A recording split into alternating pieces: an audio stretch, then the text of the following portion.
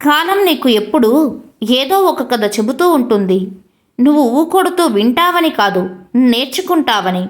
నేస్తమా, నీకంటే లేనివారిని చూసి ఎగతాళిగా నవ్వుకోకు. ఉన్నవారిని చూసి కుళ్ళుతో ఏడవకు. ఎవరితోనూ ఏ విషయంలోనూ నిన్ను నువ్వు పోల్చుకోకు.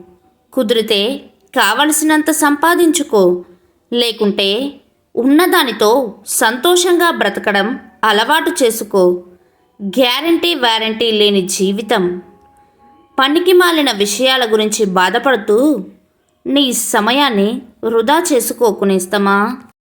ఎవరు ఎప్పుడు ఎలా మారుతారో చెప్పలేం. సమయం కంటే వేగంగా మారే మనుషుల మధ్య ఉంటున్నాం. అందుకే ఎవరితో ఎంతలో ఉండాలో అంతలోనే ఉండాలి.